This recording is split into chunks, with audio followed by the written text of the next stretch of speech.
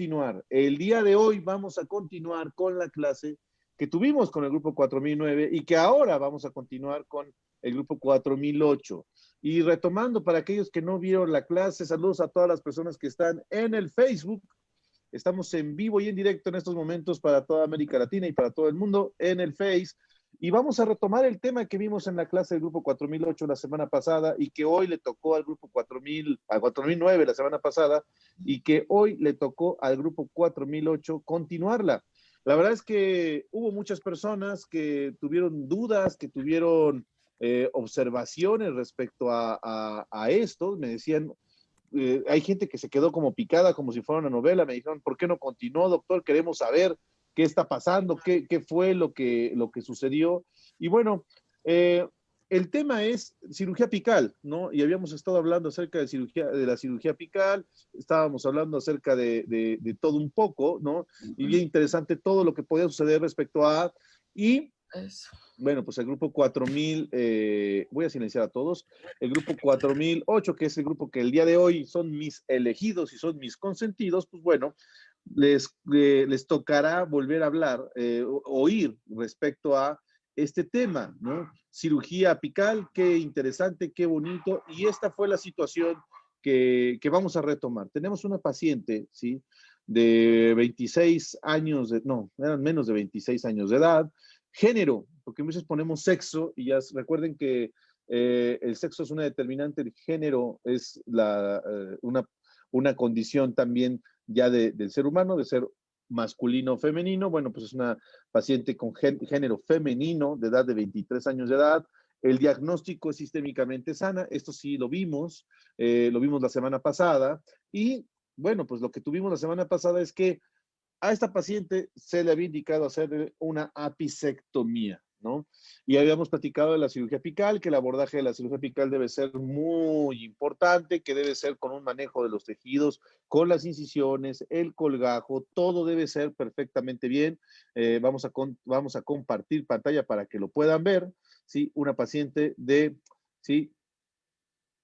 Género femenino, 23 años de edad, ahí la tenemos, ahí está. Saludos a las 60 personas que hoy en día viernes se están conectando con nosotros, ahí lo tenemos, ¿no? Perfecto, sí, ahí lo tenemos, ahí está la paciente, perfecto, ahí está la pacientita. Y bueno, este es el punto que vale la pena analizar y que vale la pena mencionar. Tenemos una paciente, sí, de 23 años de edad que llegó con nosotros con este tema. Esto fue lo que vimos la semana pasada con el grupo 4009 y que hoy con el grupo 4008 vamos a analizar. Porque se nos había dicho que teníamos que hacer un corte en el ápice, ¿no? El corte en el ápice para hacer una obturación retrógrada y la verdad es que yo incluso lo comentaba en ese momento, no teníamos los elementos para hacerlo y decidimos hacerle una cirugía apical donde nada más limpiáramos la lesión, donde nada más colocáramos un material de relleno, un sustituto óseo en esta cavidad y bueno, pues eso fue lo que se vivió y mostramos los resultados de lo que platicamos la semana pasada y pudimos observar cómo fue el manejo directamente, ¿sí? Cómo fue el manejo directamente en el sitio y sobre todo, pues los resultados que pudimos obtener con el tiempo de cicatrización y de evolución. Esto es lo que tuvimos 6 meses y esto es lo que tenemos a 18 meses. La paciente ya tiene bastante tiempo de cicatrización y aquí el tema es este, ¿no? Es imprescindible hacerle apicectomía a un paciente. Eso es un punto que vale la pena mencionar. Es imprescindible hacerle apicectomía a un paciente. Es imprescindible que en la cirugía apical se tenga que cortar el ápice. Chicos, díganme conforme a lo que están observando, sí o no. Es imprescindible, hola en el chat, hacerle apicectomía siempre a un paciente. Todo va a depender de muchas situaciones. Lo comentábamos la semana pasada. La semana pasada comentábamos que va a suceder se va a requerir la necesidad de una apicectomía siempre y cuando pues no haya un buen sellado apical, ¿sí? Hay una transportación del ápice a nivel del trabajo mecánico, también haya una condición morfológica. Yo sé que aquí todo el mundo dice, no es necesario. Aquí el punto principal y del cual nosotros vamos a podernos llevar hacia si vamos a hacer una apicectomía o no, O sea, en la cirugía apical va a depender mucho de la contaminación. De eso depende. ¿Quién va a definir si se va a hacer una apicectomía o no? Definitivamente la contaminación del sitio. Hace un momento me comentaron unas de sus compañeras que no es tan común observar este tipo de situaciones. No, hoy en día mucha gente prefiere tener cuando se tiene este tipo de lesiones, prefieren extraer un diente y colocar un implante. Y bueno, muchas veces nosotros nos ponemos a merced de eso porque por mucho que se extraiga este diente, por ejemplo, no habría suficiente hueso para colocar un implante. Entonces ahí tenemos una situación que vale la pena siempre llevar hasta el último nivel, que es salvar los dientes. ¿Por qué no tratar de salvar los dientes? ¿Por qué no buscar la manera en que los dientes tengan un buen manejo, que tengan una buena condición? ¿Sí? Siempre va a ser interesante platicarlo así. Por ejemplo, tenemos un caso, esos casos que llaman mucho la atención, que es una prótesis fija de 3 unidades, ¿no?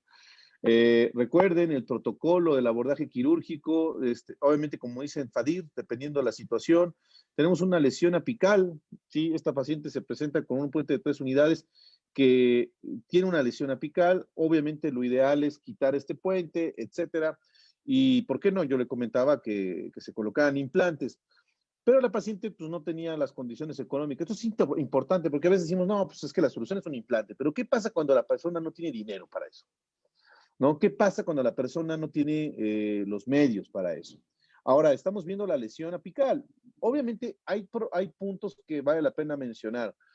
Esto no es una lesión endoperio. Cuando hay una lesión endoperio es porque el tracto del surco gingival comunica con la lesión apical hacia el ápice o el ápice se comunica con el surco. Aquí en este caso, la paciente no tenía una bolsa periodontal como tal, aunque tenía aquí residuos del cemento de la prótesis que se le había acabado de cementar. Bueno, un drama de los que casi siempre vivimos. Vale la pena todos que hacen odontología en estos momentos de epidemia y de pandemia, vale la pena que siempre tengan bien presente el estar haciendo buenos controles radiográficos, un buen diagnóstico oclusal, un buen diagnóstico con un encerado diagnóstico, un buen diagnóstico a través de un encerado, por ejemplo, sería la palabra correcta.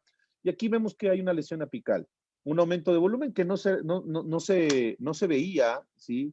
No se veía clínicamente, ¿no? Clínicamente no teníamos ese punto, ¿no? Se decidió hacer el tratamiento de conductos, ¿sí? Vía intracoronaria, a mí no me encanta la idea. ¿Qué significa vía intracoronaria? Que pues se perforó la corona, ¿sí? Y a través de la corona pues se tuvo la identificación del conducto. Recuerdo mucho a endodoncistas colegas que bien me comentaban. Uno de ellos siempre lo cito, que es el endodoncista con el que yo trabajo, el doctor David Carmona, o un gran endoperio que tengo como amigo, el doctor Luis Cabrera, y lo platicamos en un foro y sobre todo en Perio MX cuando teníamos los programas semanales. Es interesante y es importante mostrar que cuando se tiene una involucración de los conductos radiculares con una lesión no endoperiodontal, una lesión endodóntica, sí es de relevancia el retirar la prótesis. Aquí el problema y el punto es que la paciente, pues, le habían acabado de poner la prótesis. Al final dijimos que tenemos que destruirla, pero la paciente no tenía plata para más. Quisimos hablar con el colega odontólogo que le había puesto la prótesis, no había manera. Es un tema donde pues, no había forma, ¿no? Pero tenemos que hacer tratamiento de conductos porque la paciente traía una sintomatología. Y bueno, pues sí, se le hizo el tratamiento de conductos. El tratamiento siempre va a ser muy importante. Fase 1, aunque no haya una enfermedad periodontal, en este caso periodontitis como tal, solo gingivitis, veamos residuos de cemento. Este es el protocolo que ustedes deben de seguir. Vean qué importante, queridos alumnos, en la fase 1 no se realiza el diagnóstico. La fase 1 ya es parte del tratamiento, o sea, el diagnóstico, la historia clínica, la ficha y la serie se hace antes de empezar la higiene. Hay lugares donde hacen la higiene junto con una mezcolanza entre la historia clínica, la ficha y la serie. Entonces, esto ya no aplica, ¿no?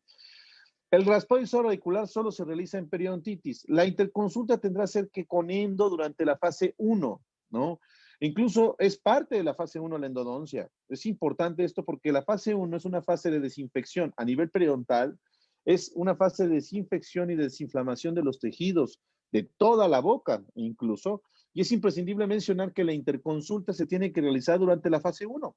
Por eso no es descabellado mencionar que durante la fase 1 se quitan restauraciones inadecuadas, se hacen tratamientos de conductos, se puede quitar caries, se pueden hacer extracciones indicadas. Eso se hace durante la fase 1, ¿eh? Ya lo tenemos bien claro, ¿sí? Y es algo importante mencionar. Ahora, la fase 2. En la fase 2, en este caso, se tiene que hacer la cirugía apical, ¿sí? Y no es porque es obligatorio, es importante mencionar que después del tratamiento de conductos se tiene que dejar un tiempo de cicatrización del tratamiento de conductos mismo a nivel apical, que esto conlleva una observación de cada 4 meses. Acá a los 4 meses se observa después del tratamiento de conductos, ay, disculpen, después del tratamiento de conductos, se observa, sí, vamos a abrir otra vez la plática, se observa el resultado del tratamiento de conductos y listo, ahí lo tenemos, ¿no? Ahí está, perfecto, vamos. En la cirugía apical, nosotros lo que realizamos es la enucleación de la lesión, un estudio histopatológico, ¿sí? Que eso conllevará que se mande a analizar histopatológicamente la lesión que se tenga que erradicar, eliminar, con una toma de una biopsia.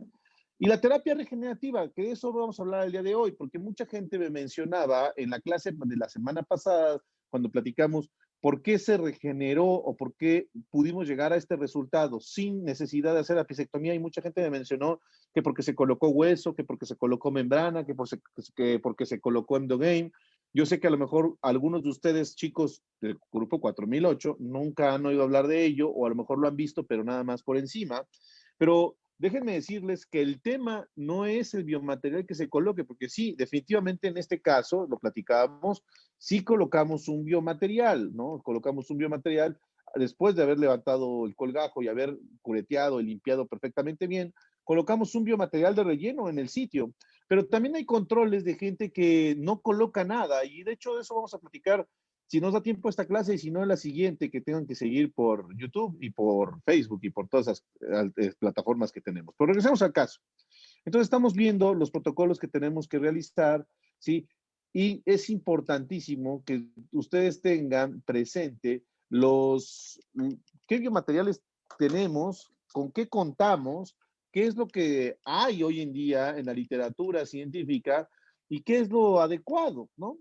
Porque también en la terapia regenerativa hay veces que decimos ponemos injerto óseo y hay gente que se estresa porque no tiene injertos óseos, donde viven, si nos han dicho, oiga, doctores, que aquí, por ejemplo, me pasa mucho en América Latina, cuando dábamos antes muchos viajes, me decían, no, doctores, que aquí no hay injertos de hueso o solo tenemos este tal injerto, ¿cree que sirva? Realmente aquí lo importante de una cirugía apical es la desinfección del sitio y también la cicatrización del paciente.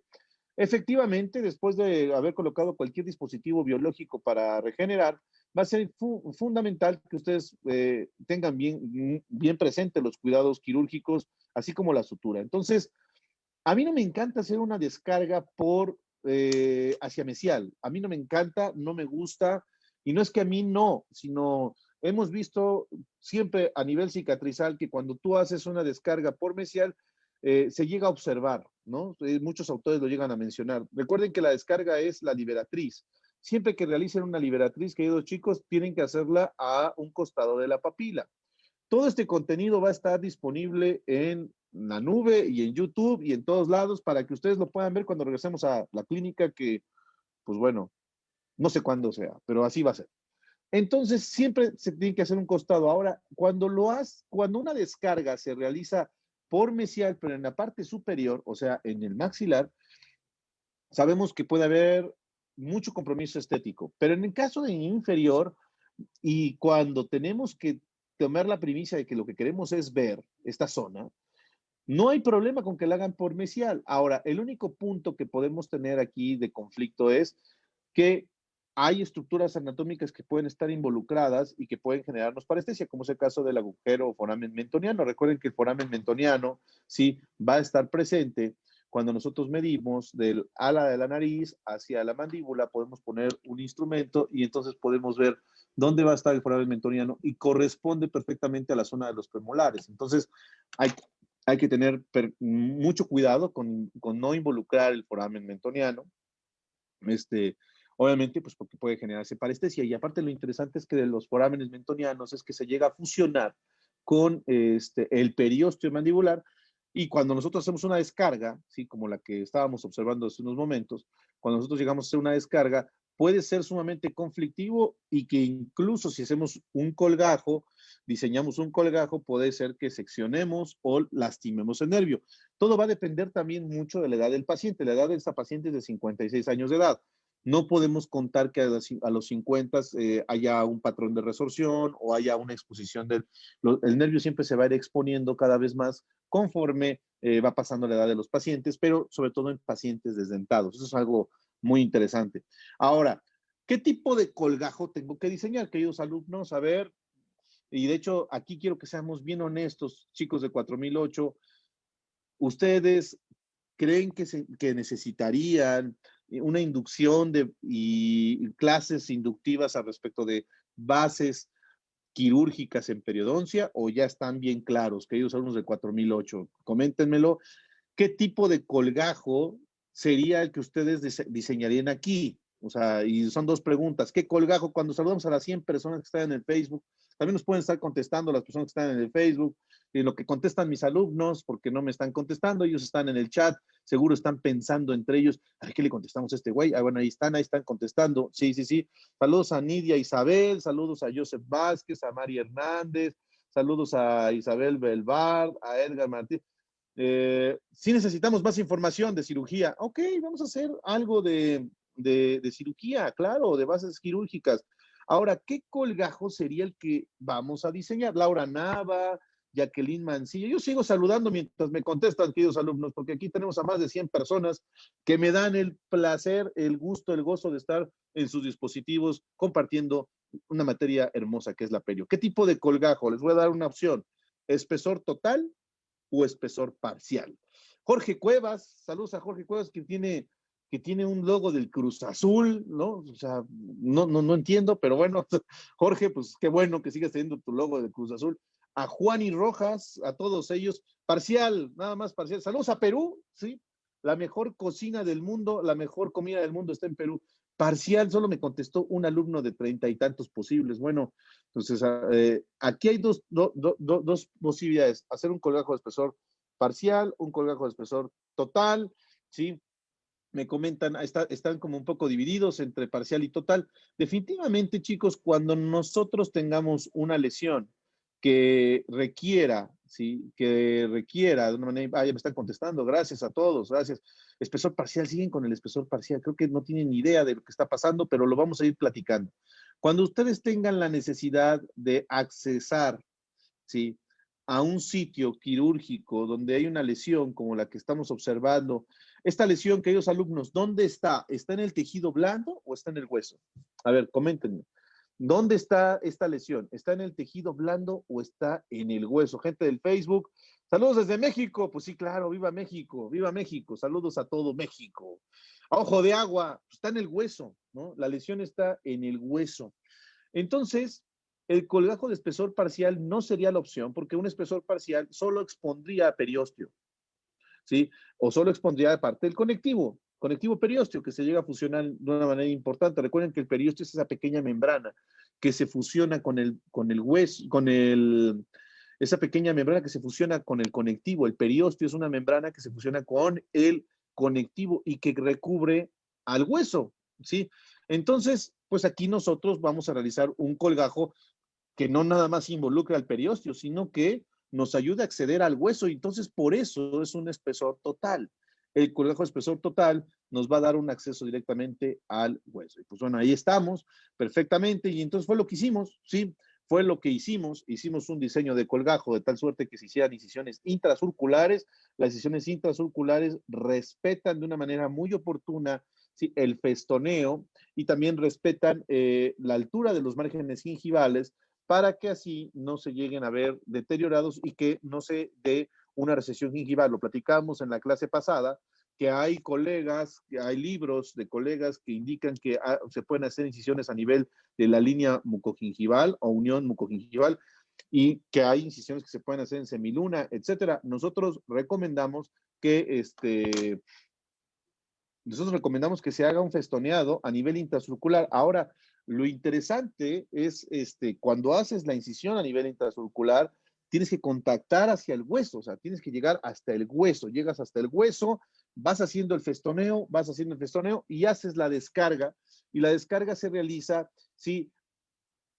Hacia un costado de la papila, si se están dando cuenta, a un costado de la papila y 5 milímetros de la línea mucogingival. Ahora, siempre que vayan a diseñar un colgajo, queridos alumnos, siempre tienen que tomar en cuenta la cantidad de tejido creatinizado. Recuerden que la cantidad de tejido creatinizado la va a dar esa pauta del margen gingival a la línea mucogingival. Y bueno, queridos alumnos, ¿cómo ven la zona? La zona tiene mucho o poco tejido creatinizado. ¿Tiene mucho o poco tejido creatinizado? Es la siguiente pregunta, me tienen que contestar si tenemos mucho o poco tejido. Sí, Edgar está contestando, Jay también, poco. Sí, tenemos muy poco tejido, ¿no? ¿Cuál podría ser riesgo? Y esta pregunta va para las 110 personas que están en el Facebook. ¿Cuál podría ser el riesgo de tener poco tejido creatinizado? ¿Cuál podría ser el riesgo quirúrgico? Cuando le mando un gran saludo a mi amigo Adrián Iturrega, que no tiene ni madres que ver aquí porque es arquitecto, pero está aquí conmigo, mi gran amigo, aquí tomando clases de odontología. Qué buena onda, mi querido friend. Sí, hay gente que se mete, sí, luego también se mete mi mamá o se mete mi tía, ¿no? Es de, ay, vamos a ver qué está haciendo mi hijo. Yo estoy hablando de, no, tejido creatinizado y ellos no entienden ni más, ¿no? Pero bueno, saludos a todos por andar aquí en el chisme en viernes. ¿Cuál sería el problema que podamos tener al encontrar poco tejido queratinizado? ¿Sí? Al tener poco tejido queratinizado antes de la cirugía. Me dice Edgar que recesión gingival. Gente del Face, nadie contesta, ¿eh? Ruggeri Adame, entonces contesten. ¿Cuál sería el riesgo de tener poco tejido queratinizado? No, ¿eh? Recesión gingival, me comentan, no es un riesgo. O sea, el tener poco tejido queratinizado no va a indicar que exista una recesión residual. O sea, no va a suceder, ¿no? No va a pasar. Me dicen que, bueno, no va a pasar si es que preservamos el poco tejido queratinizado que tenemos. O sea, recuerden que cuando levantamos un colgajo, ¿sí? Pues tenemos que preservar el tejido queratinizado. Y Lidia Atriano, le mando un gran saludo a Lidia Atriano y ella me comenta lo que yo quería escuchar o leer. Es un desgarre. Claro, cuando tenemos poco tejido queratinizado y tenemos que levantar un colgajo, o sea, entiéndase que levantar un colgajo es despegar la encía para tener acceso al hueso. Si no hacemos bien los cortes, puede suceder lo que bien la doctora Lidia Triano me contesta en el Face, que puede suceder un desgarre, ¿no? Y riesgo, todos sabemos, todos fuimos alumnos de universidad, etcétera, y siempre existió la situación de que siempre hay alguien poético, ¿no? Cuando eres alumno y tienes que describir algo. Bien, estamos hablando de la recesión gingival que pueda darse y de pronto un alumno que es un tanto más poético y empático dice, riesgo de lesión en la mucosa masticatoria. O sea, dijo algo como queriendo latinar, le atinó, le pegó, pero lo que fue un golpe al aire así de, a ver si le pego. No, sí, claro, pero lo dijo bien el doctor alumno. El alumno lo dijo bien. Cuando hay poco tejido queratinizado, puede existir, entiéndase que tejido queratinizado se mide del margen gingival a la línea congival, y si no se tienen los cuidados adecuados, cuando se hace una cirugía y se levanta un colgajo, puede haber riesgo de dañar la mucosa masticatoria. Así dijo nuestro querido alumno, cuando al final del día todo se traduce con que puede haber riesgo de un desgarre, ¿no? Y si hay un riesgo de un desgarre, pues va a haber conflicto y eso sí puede conllevarnos a una recesión gingival, a que se exponga el biomaterial si tenemos que regenerar. Y bueno, vamos a ver, ¿sí? Cuando se levantó el colgajo teníamos esto. Algo que sucede, ¿sí? Algo que sucede mucho en la cirugía apical y sobre todo en mandíbula, cuando estamos trabajando en mandíbula, es bien común que levantemos el colgajo y cuando el periósteo está engrosado, aquí estamos viendo la capa del periósteo, disculpen la foto, estamos viendo aquí la capa del periósteo, pues nos estamos encontrando con el periósteo y nos estamos encontrando con el hueso. Recuerden que la mandíbula, a ver chicos, la mandíbula es ¿es un hueso esponjoso o es un hueso compacto? Pero a ver, contéstenos. Chicos del 4008 y gente del Facebook, ¿la mandíbula tiene más hueso compacto o más hueso esponjoso? A ver, estamos viendo que nos... Compacto, definitivamente compacto. Entonces es bien común que cuando estamos operando en un sitio, en la región mandibular, no nos encontramos directamente con la lesión porque hay más hueso compacto. Por lo consiguiente, con una fresa de bola, número de carburo, ¿sí? De número 3, número 2, dependiendo, incluso a veces número 1, ¿no? ¿Sí? Hacemos una ventana lateral para tener acceso hacia el ápice. Lo que nosotros hacemos es que medimos con una sonda periodontal cuánto tenemos de la distancia de la corona hasta el ápice en una radiografía. Recuerden que esto se tuvo que haber hecho con un diagnóstico oportuno, ¿sí? ¿Sí? La radiografía la vemos, ¿sí? Y entonces nosotros medimos la radiografía con nuestra sonda y vemos hasta dónde llega el ápice. Incluso podemos tomar en cuenta el término de la corona y hasta dónde llega el ápice. A veces puede ser 15 milímetros, 20 milímetros, etcétera. Y entonces tú haces una demarcación directamente ya que levantaste tu colgajo y que quitaste el periósteo. Ahora sí, marcas y entonces con una fresa, disculpen los efectos especiales, y empiezas a limpiar. Obviamente tienes que levantar un colgajo de espesor total, como habíamos mencionado, y te hacer un corte directamente también en el periósteo en la parte más apical para que se pueda desplazar. Y esto lo platicamos mucho, pues cuando estamos en clínica. Ya lo haremos, chicos, ya lo haremos. Y entonces vamos levantando y vamos abriendo una ventana para poder tener acceso a la lesión. Ahora, es bien importante que tengamos identificado, sí, ya lo platicábamos, el foramen apical, que el foramen mentoniano que estaba por acá, ¿eh? Sí, nosotros estábamos por acá. Y y bueno, ya cuando tenemos esto, ya tenemos la ventana, procedemos a limpiar la lesión, quitar todo el tejido granulomatoso y limpiar la raíz haciendo un bruñido radicular. Ahora, algo que yo quiero hacer notar es que, a ver chicos, si yo tengo que hacer una obturación retrógrada, que, o sea, una apicectomía, cortar el ápice y empacar biomaterial para sellar ese ápice, necesitaré una ventana de este tamaño o más amplia. ¿Con esta ventana está bien o una más amplia? A ver, ¿qué me pueden decir nuestros alumnos? Saludos a las 130 personas que están conectadas hoy en viernes. A gusto, ¿no? Aquí yo sé que hay alguien que nos está mirando en algún lugar donde hace calor, qué envidia. No, en la Ciudad de México está bien el clima ahorita, ¿no? Más amplia, sí, tiene que ser más amplia.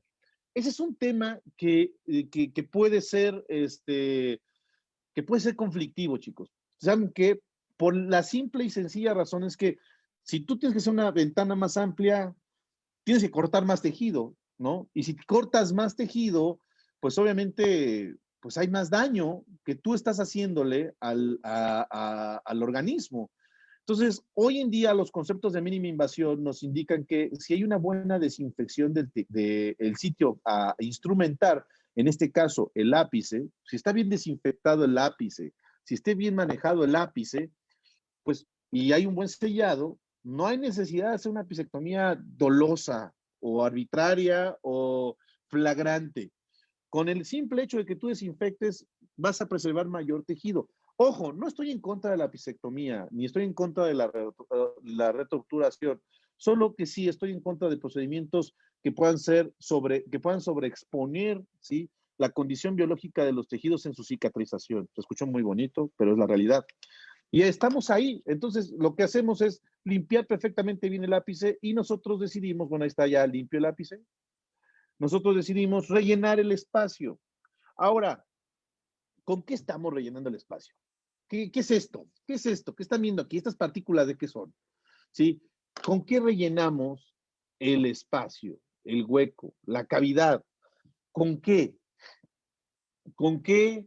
¿Por qué? ¿Y para qué? Esa es una parte importante, porque sí, mucha gente, incluso podemos preguntarle a la gente del Face, que yo sé que en la gente del Face, miren, está el doctor Carlos Cabrera, Daniela Montoya, Paola Solares. Bueno, estamos rellenando el espacio, ¿no?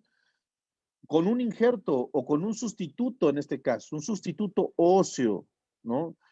¿Y qué pasa si no pongo nada? Si dejo el hueco ahí, o sea, ¿estará mal? ¿Qué pasa si yo dejo el hueco ahí? Sí, la cavidad libre, o sea, ya limpia, pero la cavidad ahí la dejo. ¿Qué pasaría?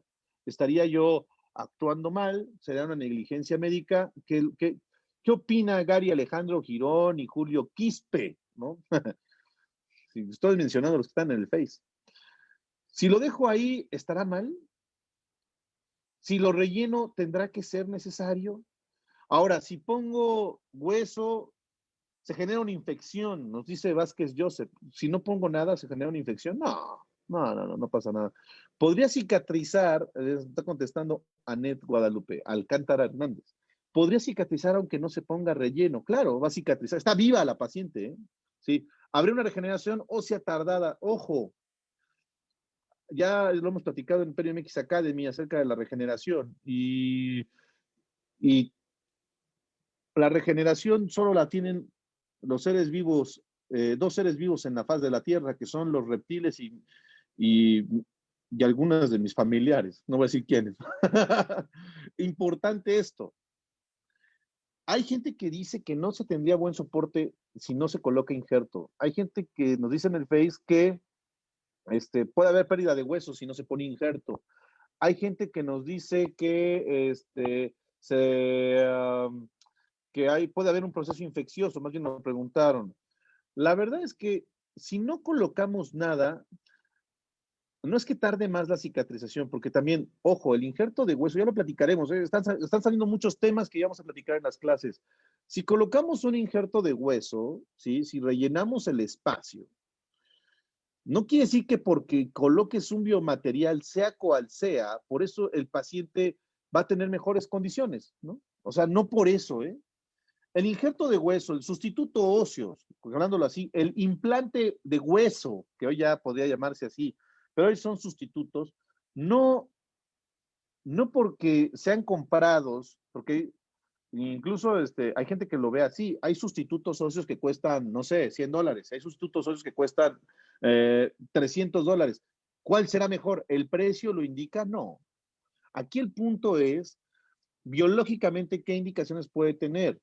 El paciente está vivo. En el espacio donde ustedes están viendo la lesión que se nucleó, que se quitó, que se mandó a biopsiar, a analizar, se va a formar un coágulo sí o sí porque el paciente está vivo, ¿no? O sea, el paciente está vivo y el paciente tiene todas las condiciones para que pueda cicatrizar por sí solo.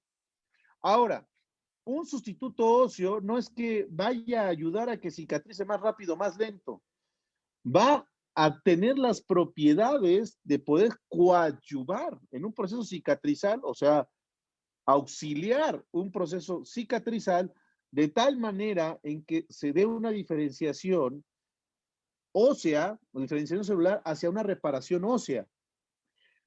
Ningún sustituto óseo va a regenerar el hueso. Esto ténganlo bien claro. Ya están poniendo filosóficos en el Face. Los fibroblastos se reproducen más rápidamente que un osteoblasto y habla más tejido blando que hueso. Exactamente, Pau. Gracias por contestarme, Pau. Si no coloco nada en este hueco donde está mi lupa, lo que va a suceder es que se va a formar tejido fibroso blando. Se va a formar un callo, no se va a formar hueso, se va a formar un callo óseo, ¿sí? Se va a formar un tejido fibroso, una fibrosis puede ser lo que podamos obtener, ¿sí? Pero ojo, no por solo colocar el sustituto ya por eso vamos a tener hueso, no. Todo va a depender del tamaño de la lesión. Esto es algo muy importante, ¿no? Si esta lesión es muy amplia, ¿sí? ¿Y cuánto puede ser muy amplia? Estábamos viendo el caso pasado, ¿no? Cuando una lesión apical o también sucede en los defectos periodontales, pues estamos hablando de los defectos apicales. Cuando una lesión apical suele ser más grande, o sea, mayor a 3 milímetros en su diámetro, puede ser una lesión amplia, se puede caracterizar como una lesión amplia. Y esa lesión amplia, o sea, si mide más de 3 milímetros, puede suceder que esa lesión sea tan amplia que entonces al momento de cicatrizar se va a formar un tejido de granulación, va a haber formación de células endoteliales, como bien nos habían comentado un doctor aquí en el Face, que no sé si fue de los Mochis que nos lo comentó, ¿no? Pero sí se va a formar un tejido de granulación, que es un tejido blando, que va a llevar a la diferenciación celular de células endoteliales, pero también va a formar, por medio de los fibroblastos, un tejido fibroso que si no se coloca nada en una lesión amplia, va a predominar un tejido fibroso, un tejido no netamente óseo. Que con el paso del tiempo puede suceder que haya una corrección del mismo tejido hacia un tejido duro, un tejido mineralizado, Pero esto es importante, el tamaño de la lesión va a indicarnos la necesidad o no de poder colocar un relleno, ¿sí? Ahora, si no hay nada, si no tienes nada, si hay un sitio donde no vendan injerto y nada, con que esté limpio el sitio es más que suficiente, y con que esté perfectamente bien detoxificado y desinfectado es más que suficiente. Entonces, un defecto apical que pueda ser más allá de 3 milímetros en su amplitud va a requerir la posibilidad, no es una necesidad, puede ser una indicación de que se coloque un relleno óseo, un sustituto óseo, ¿no? No siendo completamente obligatorio el colocarlo, porque sabemos que el tejido va a cicatrizar con sustituto o sin sustituto. La única situación es que la posibilidad de obtener mayor calidad ósea, ¿sí? Obviamente va a ser con el sustituto óseo, debido a que ese sitio va a estar repoblado y que por células mesenquimales, y dependiendo del biomaterial que se coloque, va a ser las propiedades del biomaterial, va a ser las posibilidades de lo que tú puedas obtener en tus resultados. Porque, por ejemplo, en este caso estamos colocando un sustituto óseo no absorbible que es osteoconductor, y hay sustitutos óseos que son osteogénicos, o sea, que tienen células. Por ejemplo, este relleno, ¿sí? Que es comprado, ¿tiene células? A ver, chicos de 4008, ya estamos por irnos. Chicos de 4008, este sustituto que estamos colocando, que fue comprado, ¿tiene células? Y me están preguntando, al poner el relleno, ¿la parte apical del diente expuesta puede anquilosarse? Puede ser, sí se puede anquilosar, puede ser, sí. Pero este sustituto que es comprado, o sea, sintético, no tiene células. Por lo tanto, no es osteogénico, es osteoconductor. Y entonces eso puede ayudar a que el coágulo se concentre alrededor de estas partículas, como lo están viendo. O sea, el coágulo se está formando ahí alrededor. Nosotros suturamos, ¿sí? Perfecto. Saludos a las 150 personas. Nosotros suturamos y podemos obtener esto. Nos pregunta Hernández López Jesús Alejandro, ¿se puede anquilosar el diente? Sí, solo que la única manera de saber si se anquilosó o no el diente es mediante un estudio histológico, realmente. O sea, puede ser que se haya formado ligamento, sí también, sí, pero esto ya obedece patrones histológicos que la verdad a un paciente que te diga, oiga doctor, va a ver, me puso mi injerto y se anquilosó mi diente, no, eso no va a pasar, ¿no? O doctor, ¿por qué no se formó el ligamento periodontal alrededor de mi diente? Bueno, eso tampoco nadie lo va a saber, incluso el paciente no lo va a saber, pero sí es importante saber que el hecho de que haya un buen soporte óseo va a poder conllevar a que el paciente pueda tener un mantenimiento a largo plazo, ¿no? Así que conclusiones, en una apicectomía o en la cirugía apical, en una apicectomía, solo va a ser necesario cortar el ápice cuando no sea posible una buena desinfección de ese mismo ápice y no se ponga en riesgo la integridad del diente. Sí, porque aquí si cortamos el ápice y lo corto hasta acá, o sea, lo corto de acá, pues voy a dejar un radio corona raíz muy limitado, entonces hay que tener bien claro eso.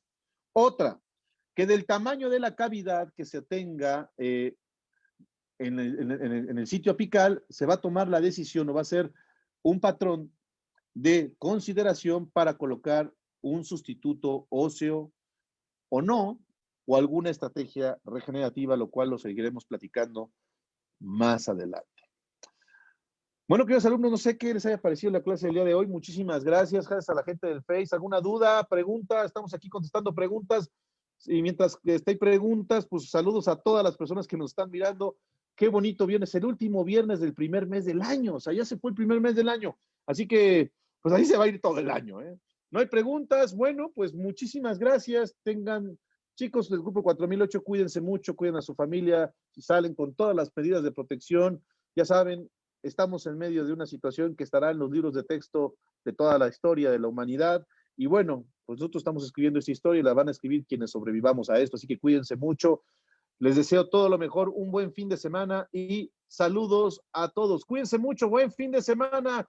Y bueno, pues saludos y sonrisas saludables. Hasta la próxima, gente del Face. Estamos viéndonos y ya saben, arriba los Pumas. Chao, bye.